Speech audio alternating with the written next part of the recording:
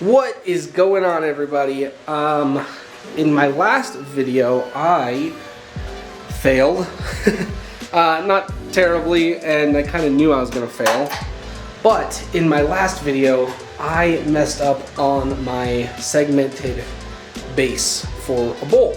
So in this video, I'm going to be turning off the base to this bowl and remaking a solid bottom bowl base. Because basically this isn't gonna work. There's a crack in there. If you guys haven't seen my last video, go back and check it out. Anyways, we're just gonna chuck these up on the coal jaws and turn off this base, which is just sad because I spent a lot of time on it and stuff, but it has to be done. And I know, there are plenty of ways I can save this base. I've gotten plenty of messages here on YouTube and on Instagram. If you aren't following me on Instagram, make sure to go do that. Anyways, I've gotten messages on ways I could save it or ideas, and I'm just not gonna do it. I'm just gonna start over. I think that's what's gonna work best for me. But if you guys ever do a segmented base or any sort of base that doesn't work out, good luck with your ideas. Man, this thing would have been so cool with the segmented bottom. It's okay, I mean, it's still gonna be cool, but it would have just been even cooler with the segmented bottom. Yeah, look at that crack. Yep, that's not gonna work. All right, let's get rid of it.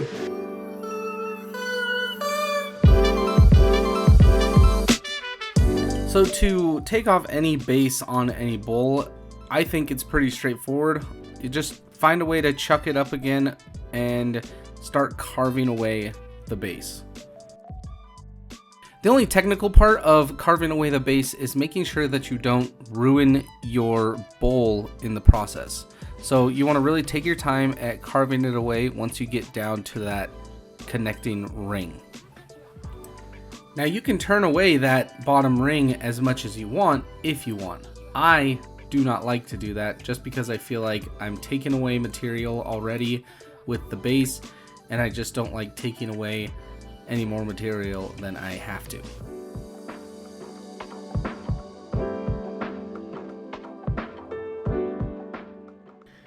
But once you feel like you're getting close to the bottom ring, that's when you really need to start taking your time. And I use a pointed bit, and I just kind of tap my way into the bowl. And if all is right with the world, you should be able to just let the base fall off by itself, or in this case, just pull it off. And that is exactly what I'm looking for right there. I'll just take a minute to admire my work that failed, and then I can turn off the rest of this bowl. And I just want to try and get the base of this as flat as I possibly can. Yeah, I'm not going to risk it. I'm not gonna risk, whoa, there we go. I'm not gonna risk cutting any more of this away. I am just gonna sand it flat, get that last little bit of ash off of there, and then I can re-glue on another base. Should be fun. I gotta do this other guy too, though.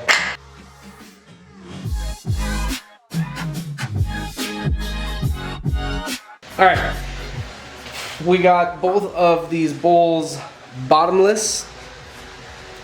There they are, bottomless. And I found this ash panel. I don't know what I was going to do with it, but I know what I'm going to do with it now. This will make a couple of bottoms, and it'll work. It's the only ash I have, so make do with what you got.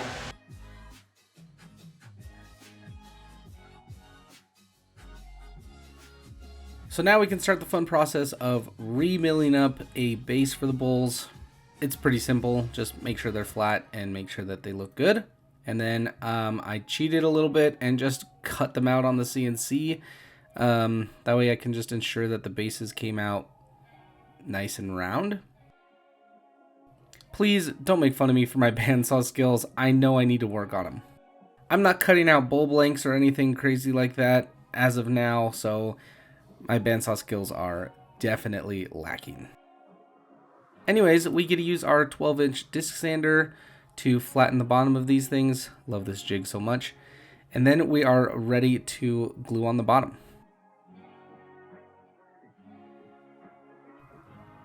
Again, if everything goes according to plan, you should have nice flat pieces and your glue up should go fairly easy. Now, after I get my base on my glue, I do like to let it sit on there for a little bit where I think it's centered. That way the glue can kind of settle a little bit before I start putting clamping pressure on it, and it's just not going to move around as much, making centering this thing on the lathe a whole lot easier when the time comes to it. Now for the bowl that I had already turned, I just used these DeWalt spring clamps because they have a little ridge cut at the top of them, so the rim of the bowl sat nicely in there and everything centered up really great.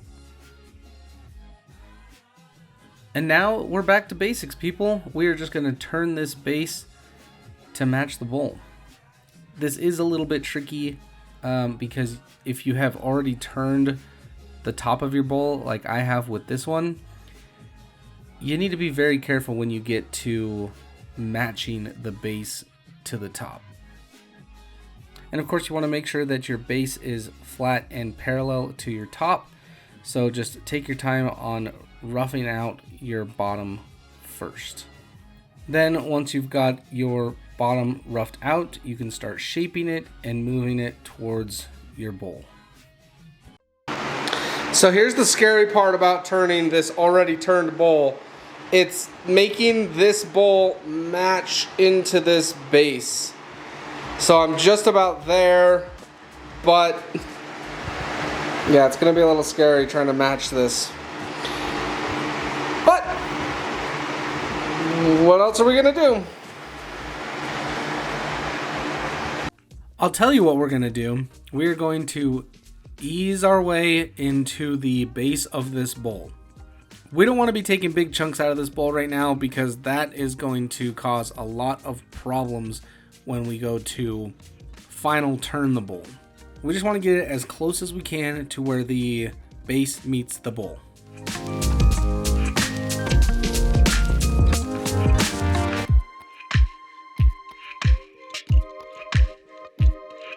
Alright, basically there, this looks phenomenal right here. It's still a little lopsided, so we've got this here, but I think I'm just going to turn the foot and then smooth everything out more that way. When you guys go to carve out your foot, do you mark it like I just did with a pencil, or do you just kind of eyeball it? I feel like when I mark it, I'm a little more professional, but most of the time I actually don't mark it. So I'm just interested. Let me know what you guys do down in the comments. Also, do you guys do a inset foot or an actual tenon foot? Another thing I'm just curious of.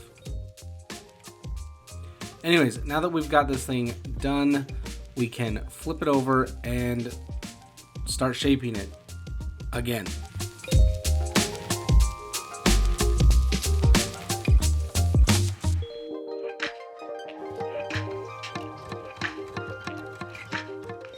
So I'm going to start with the one that I've already turned. This one is mostly done, obviously. And if I'm going to make a mistake, I might as well make it on this one. So when I'm returning this bowl, I'm going to obviously try and match it to the base. But I also don't want to take away really any material on the outside or the inside of this bowl, since it's already basically turned to its finish thickness. So nice, light passes are the key. You know, now that I say that, it's kind of funny because I feel like whenever you ask a wood turner how to get started in wood turning or what's one of your main tips for turning, they're going to tell you something along the lines of, it's really not that hard, it's pretty easy, just when you're starting out, take nice, light passes. Don't gouge the tool into there and just tap the bowl with your tools. I feel like that's always something that has been there or been said, something along those lines. Did you guys hear that when you first got started wood turning? And how often do you say it to people who are just getting into wood turning?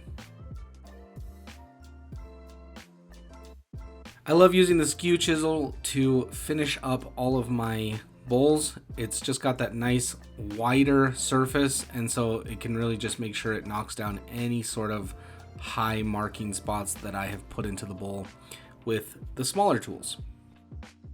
Is it necessary? I don't think so. But once you do use a technique like this, I feel like it's kind of hard not to use it again, and you kind of see that it is a little necessary.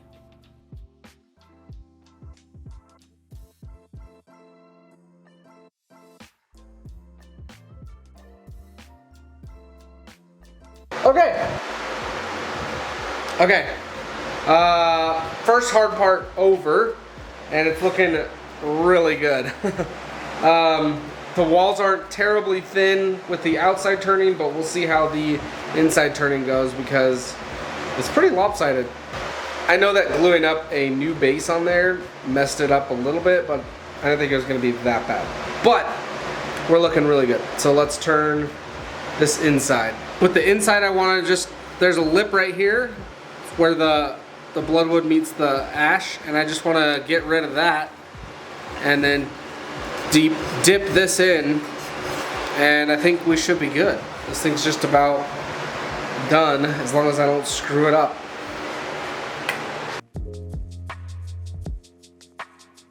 Again, nice light passes. It would seriously ruin my day to get a catch on this bowl. Since the walls are already thinner than I would like them, with a catch, I don't know how I would recover from that. But don't worry, I don't get any catches, everything's fine. I was definitely a little bit worried dipping in this bottom and matching it to the bowl side. I was just scared that I might make that corner of the bowl too thin. But luckily when I turned this the first time, I left a good chunk of wood in that corner, and so it all actually came out looking and feeling pretty good. Upon final inspection, I think I got this bowl right where I want it, and now I can sand it and get it done, hopefully without any other problems. Obviously, sanding from 80 grit to 320 grit. And real quick, let me shout out one of my favorite sanding brands, Serious Grit. They just came out with these little 2-inch discs that you can attach to this little drill attachment that I have, and it is awesome. Check them out in the link below. So to finish this project, I'm going to be using Bumbleshoot's all natural wood finish. I've really grown to like this finish over this last year. I really like it because it's obviously 100% natural. And the only things in this finish are tung oil, gum rosin, and food grade citrus solvent. It's a really simple mixture, but man, it gets the job done. And it really leaves a nice, durable finish. Not a sponsor or anything, but if you guys are looking to explore with new finishes, I would highly recommend Bumbleshoots.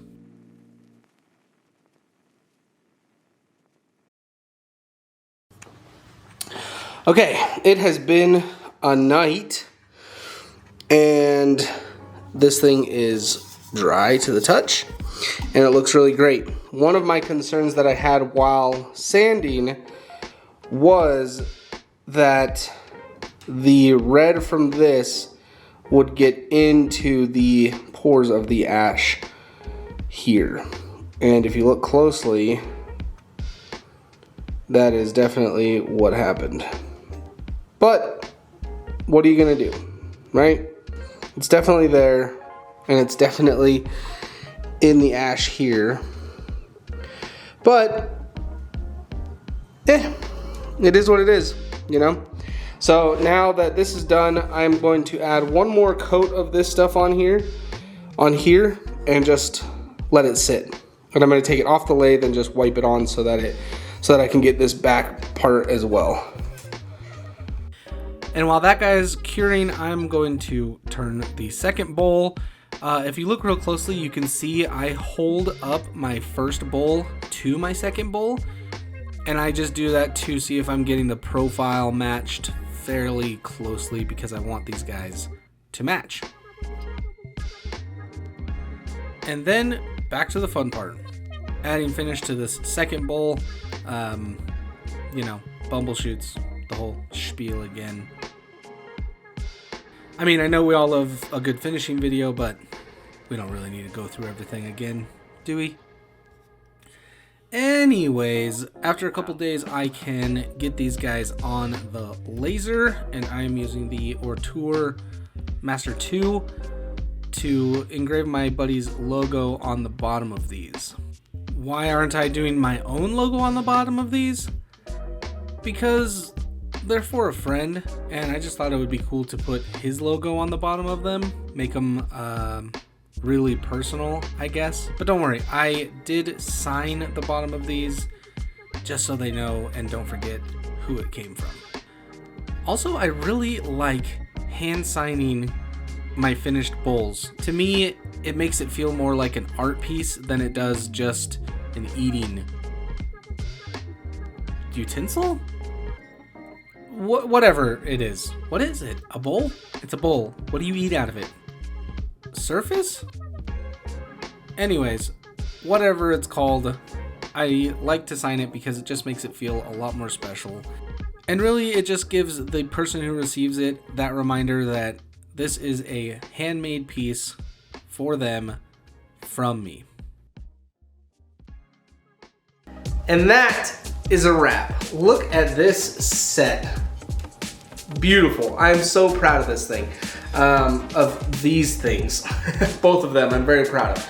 I think that I did a pretty good job at matching them up to make them look like twins, and the finish came out great. Everything just came out great on these things. Thanks for watching, everybody. I hope that you got some sort of knowledge from my video, and if you haven't seen the previous video on how I assembled these and put them all together, make sure to head over and check that video out. Thanks for watching, guys. Be good, be safe, be happy, and I'll catch you guys in the next video. Peace.